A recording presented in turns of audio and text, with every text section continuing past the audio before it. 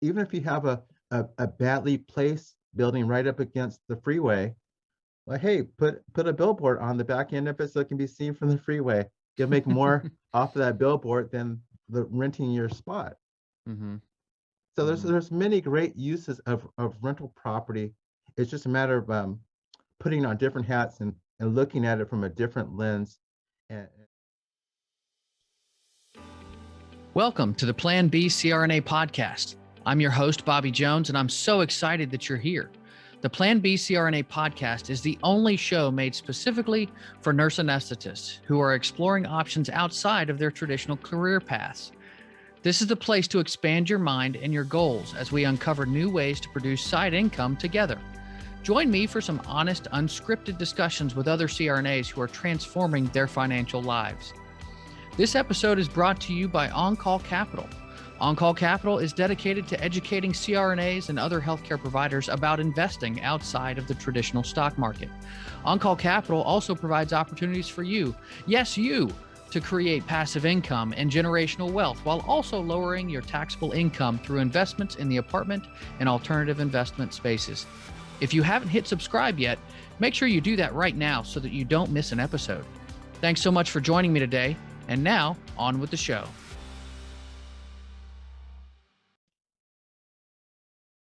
Welcome to another episode of the Plan B CRNA podcast. Lately, I've met several people who are interested in real estate, and they mention Airbnb rentals.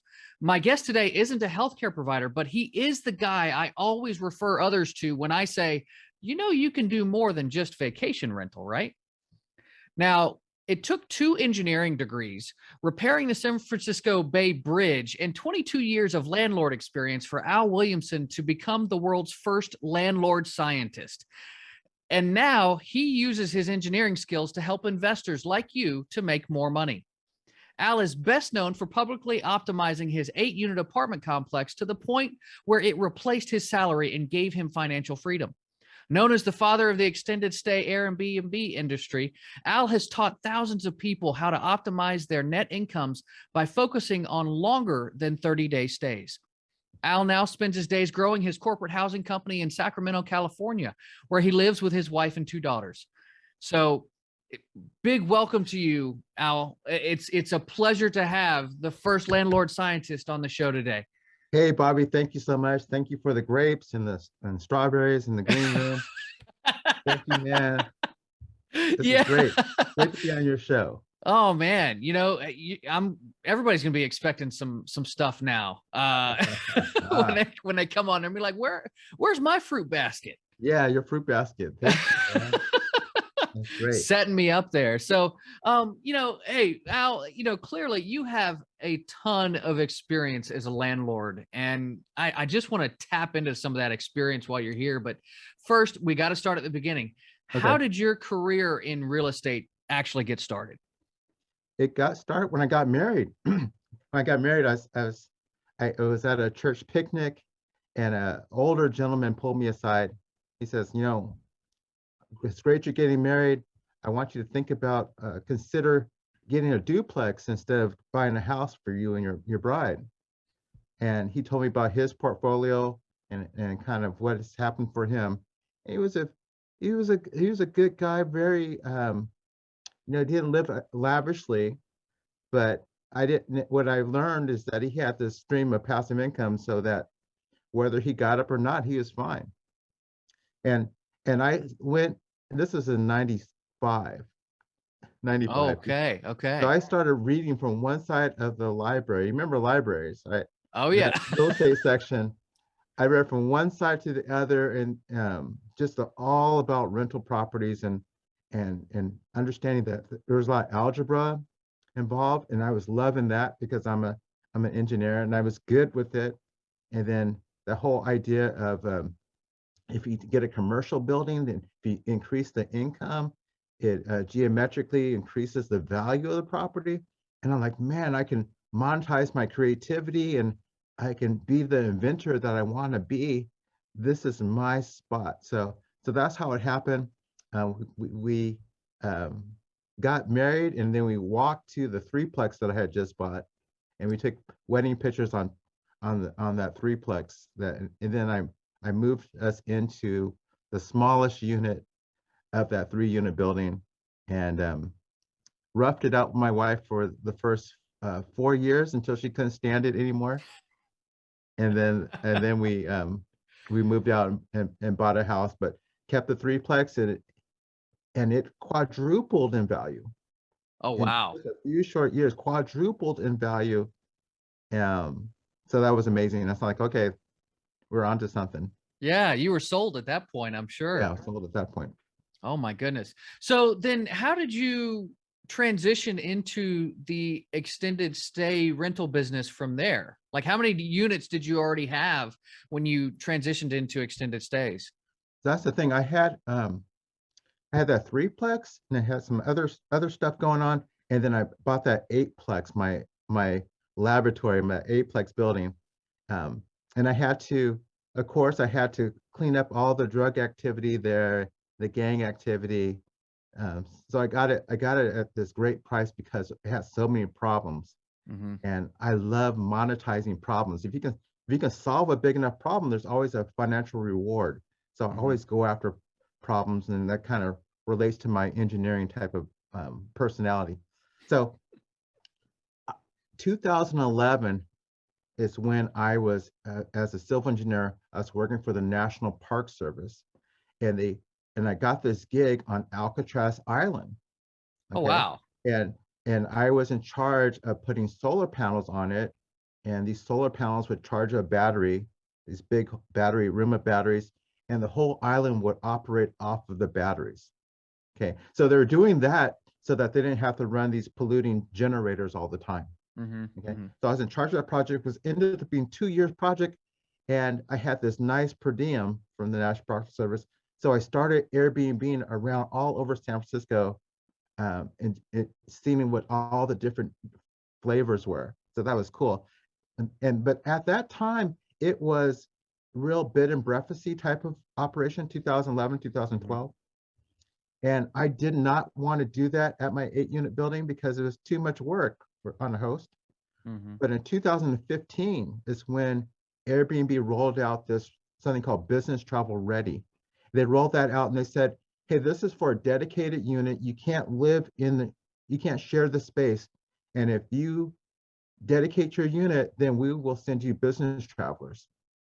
Okay. So that's what I wanted. So I'm like, okay, they're talking to landlords now, and you don't have to bring people cookies at night. You don't have to check on them. You don't have to give them that high touch type of experience anymore. So I rolled that out, and when I did that, it was like first month was great. It was 3 turns in that first month, and I looked at my income, and I was like, oh man, my income was more like 3 times more. My net income. That's Mm-hmm. all I care about is net income. It was like Mm-hmm. 3 times more for that one apartment unit. And then I realized I was kind of worn out though, Mm-hmm. because Mm-hmm. I worried about people coming and going. Had a sense of panic. Did they get in okay? Did they find everything? They're calling me and getting comfortable and whatnot. And it just so happened that I got a month-long request. And I said, yes, let me do that. And when I compared the notes, the how much I made per month, I saw, hey, I made um, on a net income basis, because Mm-hmm. if you look at your revenue, which is how much you collect, and you look at what's left in the bank after you pay off your insurance, your taxes, your cleaning costs, and yourself for your own time. Mm-hmm. When I looked at that, I looked at the nets. I'm like, I didn't make as much net income as I did with the 3 stays, but close. I was Mm-hmm. close. Yeah. And I didn't have to go away from my family. I didn't have that sense of panic. Yeah. So I said, let me optimize everything. Let me focus on these longer term stays. That's going to be my absolute minimum is going to be 30 days. Mm-hmm. And when I set that up, I got a 3-month booking. Oh, nice. And then I did that 3-month booking. After the end, I took a look at it, how much I made per month. And I realized I didn't take up any of my time. So I was more profitable on Mm-hmm. a net income basis. Yeah. So I said, I don't have to pay insurance. I'm kind of under the month-to-month landlord laws now. I'm not under the business laws, no lodging taxes, no I'm not a business anymore. I'm a landlord now. Mm-hmm. This I can be taxed under my Schedule C instead of my Schedule E, excuse me, instead of C. I'm taxed Okay. differently. I got different privileges. My insurance company, they know exactly what to do with me because I'm a month-to-month landlord. Everyone knows what to do with a month-to-month landlord. It's nothing new. Yeah. No need to look here. I'm just making 3 times the profit. Yeah. And you don't have to No, worry no, about Airbnb specific laws right. then, right? That's Because, right. okay. I was Even though you're outside of that utilizing Airbnb as your platform. as one of my platforms. Yes. Yeah. Yeah. Okay. I like to say it's kind of like like tax laws. If you think about tax laws, either you're in one bracket, but if you make $1 more, you're in a different bracket, right? Mm-hmm. So that's the same thing with our stays. If you stay 30 days and less, you're in one bracket considered. But if you Mm-hmm. stay 1 day longer, if people stay 1 day longer, 30, 31, 32 days, you're in a completely different universe. Mm-hmm. Mm-hmm. So I like that universe. There's not many people think about it. They don't optimize their rentals for it. Yeah. And there's less competition and the profit is the same. The net income is the same. So, Yeah. so I love it. And I, and I, So and I promote that. yeah, so the idea is that you're spinning your wheels less, so you're saving on time. You can charge a premium because it is still a shorter term stay, even though it's not, like somebody coming into town for a weekend or something, but it's a month. So you're talking about now you're talking about different people that you're actually catering this business to as Right. well. So it's not just a vacation. Who Not are vacation you? at all. Right. Yeah, who are you now catering to? What are the different niches involved with extended stay rentals that you're now catering to as opposed to what you were before? That's a great question. And let me bring you in from the hotel industry. Okay. Okay. So you are a construction worker who puts in sprinklers into all these new buildings. Mm-hmm. You have your employee, you're going to be there for 6 months. Mm-hmm. Your employer gives you this allowance and you see that you can stay at an extended stay hotel, or that's what you're thinking about. You're thinking of Mm-hmm. extended stay hotel or maybe some corporate housing spot. Mm-hmm. That's your mindset. We're not thinking vacation. We're coming in from a business point of view. And then because I market like crazy, you're gonna see my my listings in Yeah. my area because I dominate my area. Mm-hmm. And you're gonna see I have um, more conveniences. I have washer and dryers in your units, and I'm a little bit less. You're gonna be able to pocket some of that extra allowance. Mm-hmm. Okay, so people naturally gravitate towards me, and that works for construction workers. That works for people coming in for political campaigns. They're staying months at a time. Healthcare professionals like Mm-hmm. yourselves. It works for uh, even there's a special niche for people who are waiting for their new homes to be um, built. They Okay. sold their home. They're in-betweeners, I call them. They're Mm-hmm. waiting for their new home to be built to move in. Um, right now, I'm in Sacramento, California. There's people fleeing the Bay Area because they're looking for something different. Yeah. Affordable And housing. yeah, if you have a place with a fenced-in yard for their dog, Mm-hmm. you can't you have zero vacancies. There's just Mm-hmm. overwhelming demand for, they compare that versus an extended stay hotel, a place with a yard. Come on, Mm-hmm. uh, Mm-hmm. every day, all the time. So it's a great spot to be in. And if you, Bobby and I, if you bought me a drink at the lobby of an extended stay hotel, if we hung out there in the lobby and you bought me drinks and cheesecake and followed up with coffee, all right, like you promised. Yeah. And we're watching people come and go. We see people from all walks of life using that hotel. Mm-hmm. There's not just one, there's infinite. And there's increasing numbers of them because people work off their laptops, off their smartphones, off their Mm-hmm. cell phones. So there's remote work, there's more and more people wanting to work somewhere else, live one place and Mm-hmm. work somewhere else because they can't move their families. They got to take care of their parents. They got to they have other obligations at home. Mm-hmm. So their home is one place, their work is a different place. Mm-hmm. There's more of that. And you know what COVID did for us? That it proved beyond a shadow of doubt you can work from anywhere. Yeah. Yeah. So the demand for extended stays is on an all-time high. So yeah, so help me understand that though, because if somebody can just work from home, why wouldn't they stay at home? Why do they need to travel to stay in an extended stay place? Because that's something that I'm not quite understanding. That's a great question too. So these let's take healthcare professionals. Mm-hmm. Well, they will they will have those housing allowances and a chance to get ahead and pay down their student loans. You see a lot of nurses from Mississippi who aren't treated well and aren't paid well will come to California to Mm-hmm. make a lot of money and accomplish their financial goal. Mm-hmm. And then you'll see business workers working on projects from a remote. They'll mobilize their whole team. For example, in California, we had a lot of wildfires, Yeah. and the cause sparked by overhead lines, the Mm-hmm. lack of maintenance. So our local company will hire linemen from all over the country to come and take care of it. They can't do that work where they are, but True.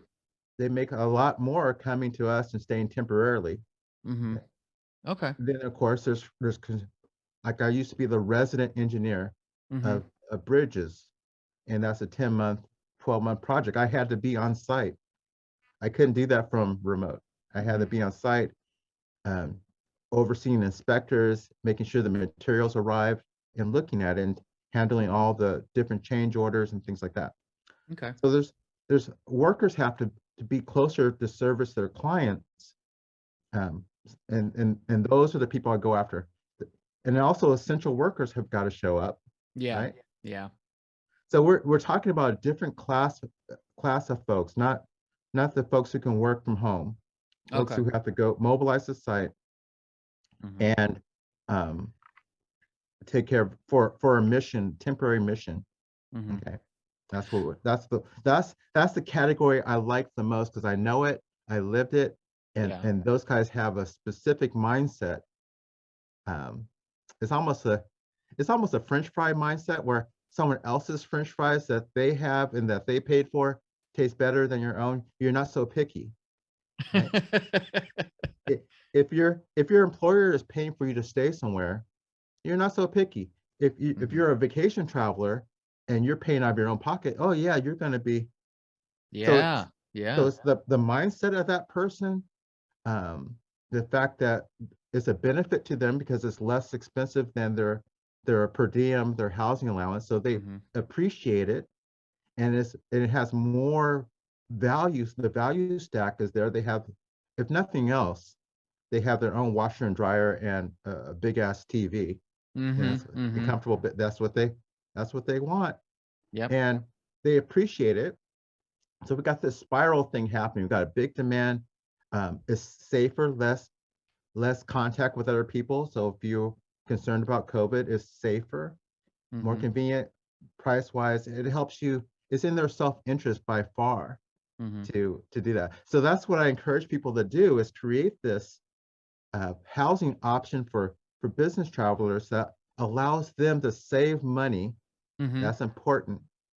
Creates that value for them, Mm-hmm. and it makes a profit for you as well. Yeah. That's your profit is compared to an extended stay hotel. Mm-hmm. So we're leaving the amateurs who do Airbnb. We're not thinking Mm-hmm. about them. We're focused on the extended stay hotels that have all the data, have all the research, um, years in the business, and most attractive they publish their most attractive rates. Yeah. Okay, so you know that you can at least get that. So you know everything. You know what you can do. And if they're present, you know that you can do it and be successful. And your job is just to market so that folks find out about you before they book with that extended stay hotel. Yeah. So So that's the game. Okay, so yeah, let's get into that part a little bit, because my next question was going to be about how you actually choose a market for these potential rentals, because not everybody lives in, Sacramento Right. and or New York or these big cities that have a lot of influx of people. So Right. how do you go about choosing a potential market for your business to start? Bobby, I'm going to disappoint you, man. Yeah. I'm going to be the biggest disappointment because people, uh, I find, would love for me to pull out 1, 2, 3 points that I can share with you that be eloquent and everything nice and tight. But I only have this for you, and it's almost I'm almost embarrassed to share it with you. It is that if a national extended stay hotel chain has done $200,000 worth of market research with Hmm. 30 years of experience with a marketing team that's out of the best MBAs, decide to build to put down 12 to 24 million dollars to build an extended stay in your town, then I propose to you that you don't need to do any more research than that. Okay. That is beyond what you can ever do in your lifetime. All you have to do is drive their parking lot to see how full they are on a Wednesday night. Hmm. And if you can't park because all the parking That, spots are yeah, full, that tells you what you need to know. that's absolutely everything that you need to know. There's nothing more that you need to know. Okay. So the potential's there, but then how do you begin to market to the folks there? How do you figure out why they're there? Yeah. Um, what's that next step? So why they're there oftentimes is signaled by the logos on the cars that are in the parking lot. Okay. Okay. You can see a fleet of white trucks with logos on them. You know that. Okay, so that'll tell you, but that's kind of backward looking type of thing because they're Yeah. already there.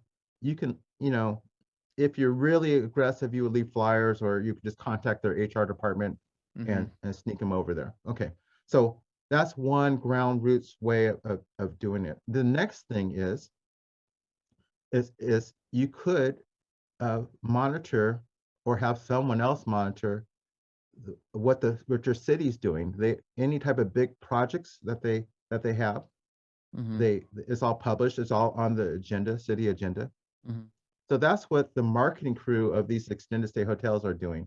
They're monitoring what's going on in that city, what construction projects were just is coming up that year, Hmm. who won that bid, and contacting them and introducing themselves. So that one is real ninja, Hmm. but do I like? Because no people don't like to do any work. Hmm. So that leaves me wide open for me. That's why I don't have any vacancies. Another way is to there's new homes being built all the time. Hmm. So you walk into their model home area. You say, hey, you know anyone's looking for temporary housing? And it's like, yes. Hmm. Okay. Realtors will let you know and feed that to you. And of course, so those are some offline. I'm sharing with you some offline techniques. Of course, Hmm. you can list with Airbnb and all those things like that too. Yeah. But it's really three legs is kind of what I want to get you to. You think of a three-legged stool. Hmm.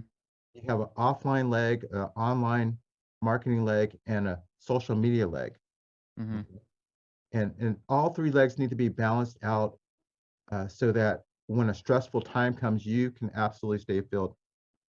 Yeah. And a lot of people um, don't like to do the social media part, which I love because it leaves it that like here, Bobby, when you go to Amazon.com and Hmm. you're looking to buy a widget, okay, and you see there's like 2 or 3 widgets and you're trying to make up your mind, what do? I mean, you look for reviews, you look Oh, yeah, for information, you know, right. more information to differentiate There you the two. go. You're looking for social proof in those reviews, right? Mm-hmm. Mm-hmm. That's what social media does Mm-hmm. for this category. You got to show people how long you've been in business. You got to have rave reviews at all different places. And then that's what allows people to give you $2,000 for $5,000 without ever meeting you, because you Mm-hmm. need that social proof to make the transaction happen. On the internet, you need to have great pictures and Mm-hmm. trust. That's the whole thing about the internet. Yeah. That's the economy, great pictures and trust. So Mm-hmm. people who don't want to do social media, um, of course, I help people do that, but they absolutely leave themselves kind of exposed to just Airbnb or something like that, Mm-hmm. Mm-hmm. and they're really no competition at all for um, against someone who's has a real marketing program. Yeah. So Okay. it's a So different category altogether. yeah, yeah. It's So then I was going to ask next, like, how do you, what's the typical sequence of events for getting this business started? Because I know that you and I have had certain conversations about, or I should say, I've learned from you that you don't necessarily have to purchase properties in right, order to start your extended stay business. So walk right. through the typical sequence of events for getting started, if you would. Okay. I'll try to I'll try to streamline this because the goal is to control a property. Mm-hmm. Okay.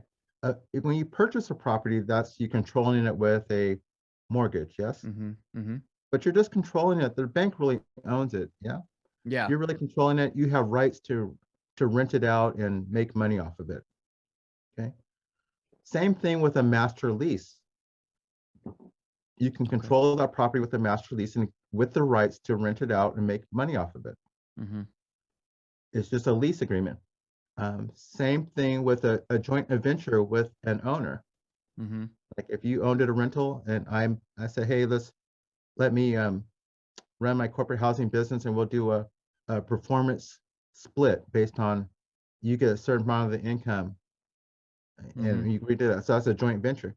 So and it keeps going. There's many ways, but the goal is to control a property and you don't have to purchase a property to control it. Okay. Mm-hmm. And once you control it, then you furnish it, not the way, so we're talking about specifically this niche of business travelers that I'm talking about. Mm-hmm. Mm-hmm.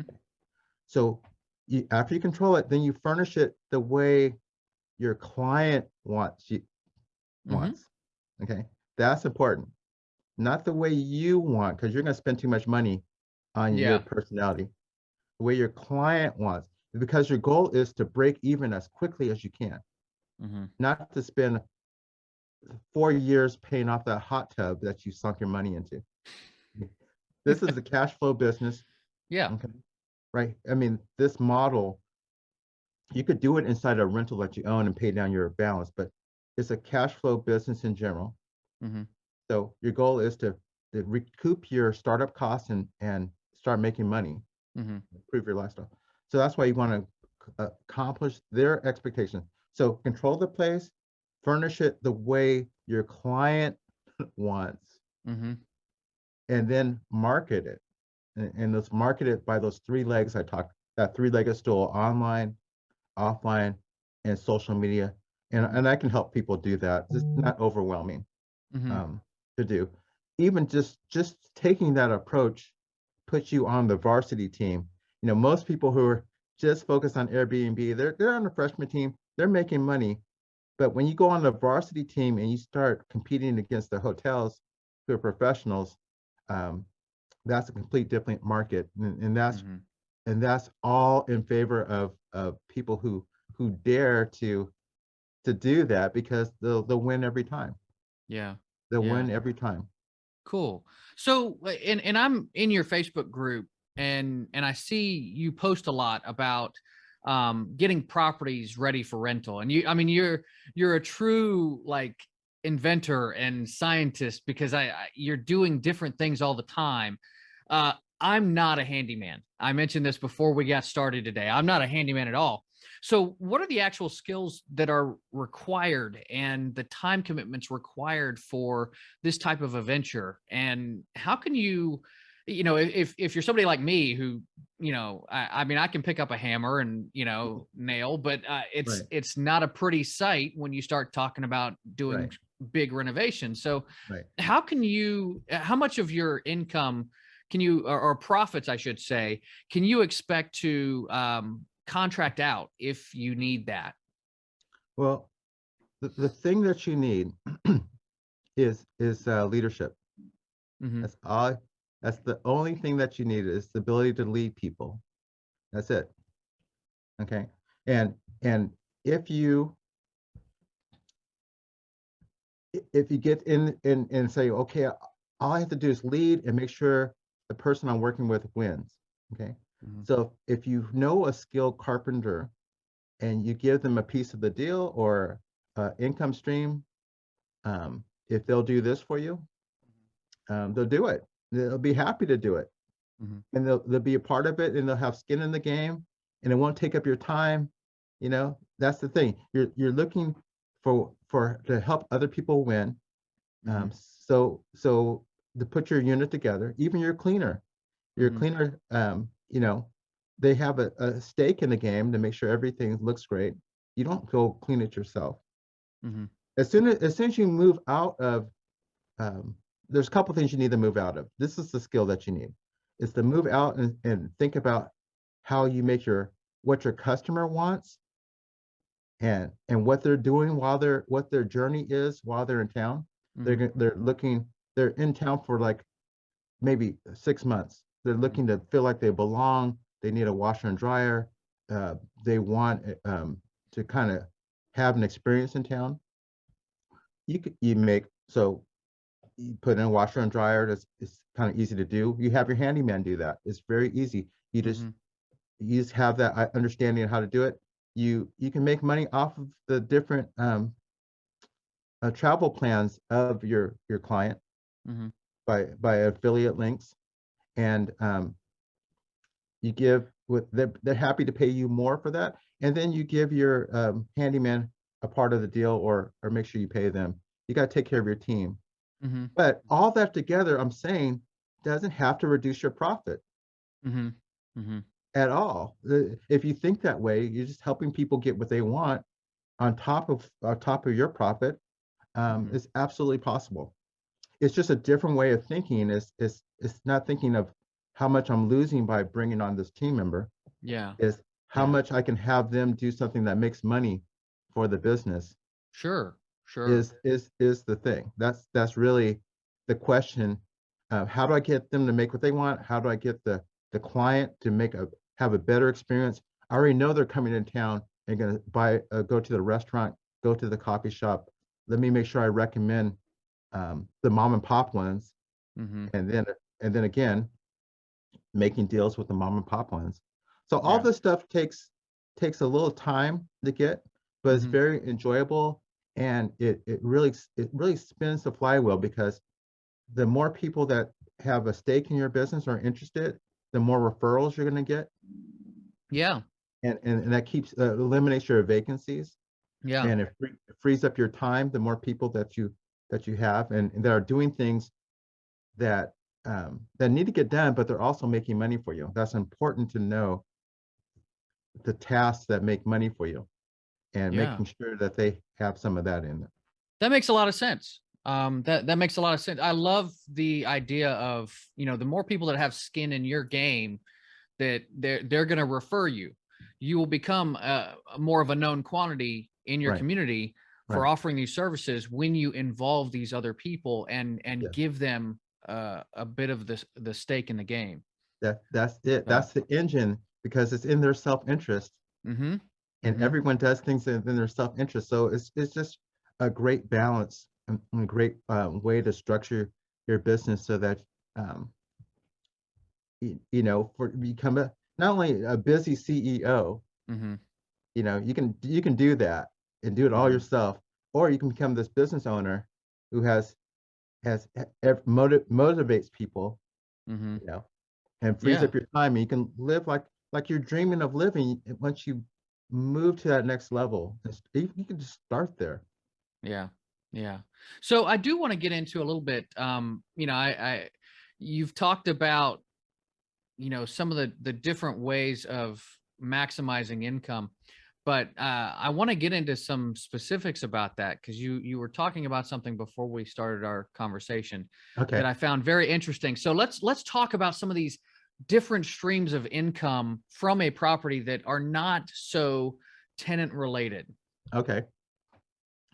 Man, you got me. You're gonna get me going. You like Yes, starting the sir. organ. You're starting the organ, get me all worked up on this. Yeah, So man. so I'm gonna give this. I got a book to give to your listeners. Wonderful. Okay. They can just go to landlordscientist.com and pick it up. But let me talk about what's in it. Okay. Landlordscientist.com. So there's like 12 categories that I identified of the different ways of using a rental property. I can't think of all of them, but some are the commerce center. One of them is a broadcast station. You think of your building as just a tripod for a broadcast station. Mm-hmm. And as far as also storage is an industry that your building can do. That's kind of how you monetize the area outside of your walls of your structure, your Okay. property. You got agricultural uses of it. In agriculture, what am I talking about? I'm talking about even if you have a beehive on the very edge of your property, Mm-hmm. bees are food producing insects. Mm-hmm. You can reclassify your property values, your property zoning, Huh. and take it from, yeah, you can reclassify to agricultural and lower your property taxes. Holy smokes, man. Yeah, holy smokes, right? You gotta think about these different uses. But all these different categories, I can dig into all of them, but that's why I want to people just go to this my full book. It's a PDF, landlordscientist.com, yours to have. Now, we were talking about this Internet of Things I've been talking about since 2015, of how everyone knows it now. Even your Fitbit talks to your computer, talks to your refrigerator, Mm-hmm. talks to your water heater and everything. Okay, it's Internet of Things talking to each other. So the rolling out of Helium is rolling out these different networks so that there's a different signal that they're going to talk on, more of a radio signal. Mm-hmm. Okay. Now, if you put one of those nodes, those broadcasters in your rental property, and there's Internet of Things are using it on the next block, you're part of the network. Mm-hmm. And by the amount of traffic that comes through that node, you will be paid. You can pay from $50 to $500 per month based on the traffic of creating this node. So imagine a person who has a portfolio in town, Mm-hmm. of where they control property, where they control it with a mortgage or a lease. They control it somehow, or they strike a deal with other landlords Mm-hmm. just to plug this thing in their laundry room. Yeah. Just let me have the outlet and laundry room. They can create their own network. Okay, it's another profit stream based, another use of real estate. Mm-hmm. It's a broadcast tower. Okay, and it Wow. goes. I can't think of all the things, but it's commerce. It's a you can see it as of course, it's residential. It's a Mm-hmm. hotel, Mm-hmm. hospitality. There's a lot to hospitality and signage. Okay, Mm-hmm. Mm-hmm. the naming rights. The Trump organization spends a lot of money to put their name on buildings that they don't own. Mm-hmm. You Mm-hmm. you see billboards can go on buildings, Yeah. and even if you have a badly placed building right up against the freeway, well, hey, put a billboard on the back end of it so it can be seen from the freeway. You'll make more off of that billboard than the renting your spot. Mm-hmm. So Mm-hmm. there's many great uses of rental property. It's just a matter of putting on different hats and looking at it from a different lens.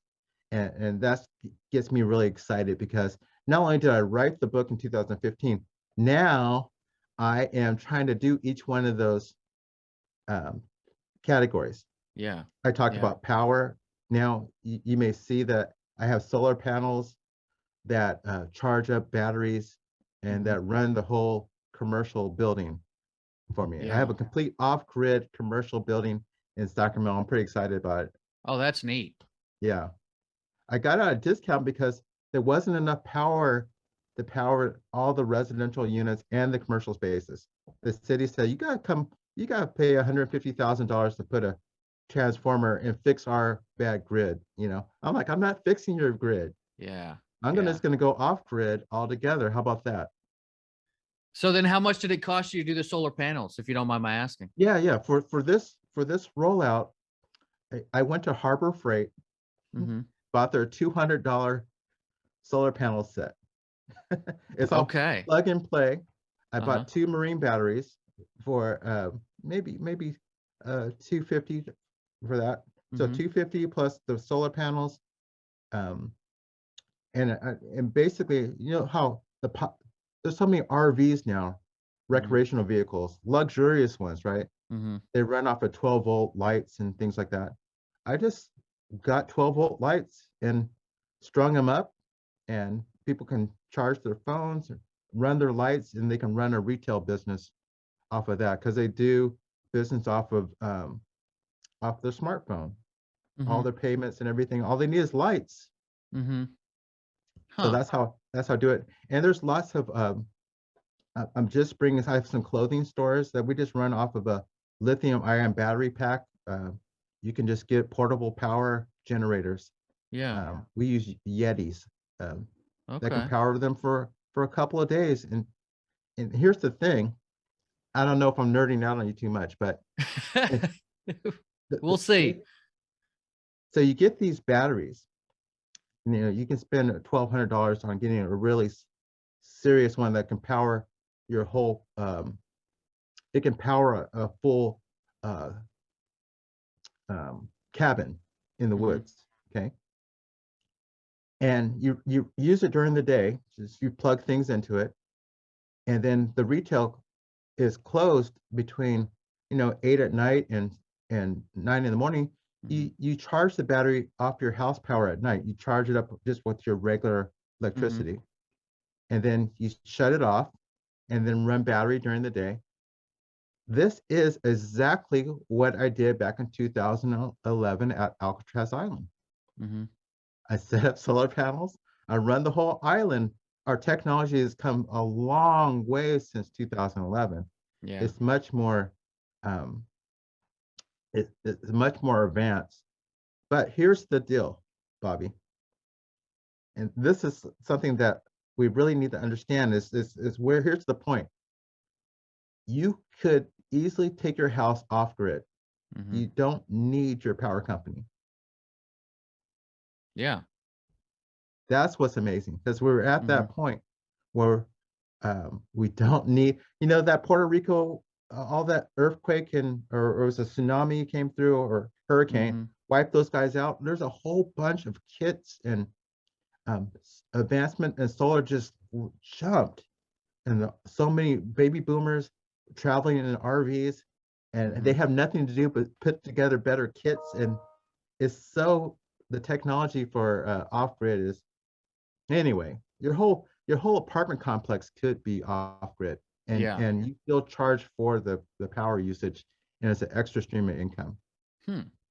So anyway, That's so that's fascinating. that's another use. But So there's yeah. 12 uses. I can So nerd out on each one of them. yeah. Well, and I mean, I think the key is that you don't have to rely on just tenant income. That's the There key. there are a lot of different ways that you can think about it, depending on where your property's at, Right, what it's surrounded by, what the right, needs of a particular area are. right, right. So, That property that you own, you can grow timber on it. mm-hmm, mm-hmm. That's a great income stream. There's lots of uses of that real estate. Absolutely. So you got me on my topic. You can get me out of control, man. You can get me out of Well, control. That's hey, what I love talking about. Yeah, well, and I know that I've taken up a good bit of your time today, and this has been really inspiring. Makes me want to jump out of my chair and go get Good. started. So, I do want to give people a chance to get a hold of you. You mentioned Landlord Scientist .com. How else can people get a hold of you and find out more about you and what you're up to? I'm Al Williamson on LinkedIn. You can read my blog, which is called leadinglandlord.com. Mhm. Leading as a person, a landlord who leads. Leadinglandlord.com is kind of where I put all my different experiments and things like that. Just subscribe there. And if you go to landlordscientist.com and get all those giveaways, I'm giving you my book on how to make extra income and an audio series on how to reduce your expenses. Mhm. The top 10 ways of this, and then you'll automatically be on my mailing list. And Okay. so it's great. So Cool. yeah, absolutely, you can start and trying to help people make an extra $400, $500 a month by implementing those ideas. Yeah. Very cool, man. Hey, this has been such a treat to have you on today. I really appreciate your time. Well, thanks for having me. So, Thanks for all the green room stuff. The masseuse was extra. I didn't expect oh, that. geez, man, you're killing me now. Setting me up, setting I me wasn't up. expecting the masseuse, but I thank know. you. Hey, it's something that I'm starting to implement. No, All I'm right, all not. right. Don't get people's hopes up here. Uh, well, dude, this has been awesome. Thank you so much for being here today, Al. I You're really welcome. Thanks appreciate for it. having me. The great thing about Al is his creativity. Most people think of artists or writers when they think of creativity, but it's so useful in many different walks of life, from anesthesia to cooking, from the business world to real estate. It's amazing to see what a little more creativity can bring to the table. Al is willing to try just about anything until he finds what works.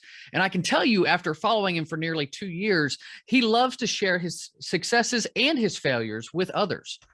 Now, I hope he's inspired you to think a little more outside of the box when it comes to your own investment plans. Now, I know this episode ran a little bit long today, but I hope you guys enjoyed it as much as I did. That's going to do it for today's show. Be safe and take care of each other out there. This is Bobby Jones signing off. Thank you so much for joining me for another episode of the Plan B CRNA podcast.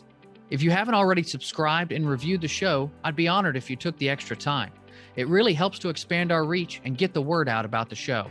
If you're a CRNA who is interested in sharing your story on our podcast, I'd love to have you. Please email me at bobby@oncallinvestments.com for more information. This episode was brought to you by On Call Capital. They are dedicated to helping providers like you develop passive income and generational wealth through investments in the apartment and alternative investment spaces. Feel free to check out their website at www.oncallinvestments.com and subscribe to their free educational email series. You can find On Call Capital on Facebook, Instagram, and Twitter. You can also check out our YouTube page, where you'll find all of the show episodes along with other educational videos. Thanks for listening, and we'll see you on the next episode.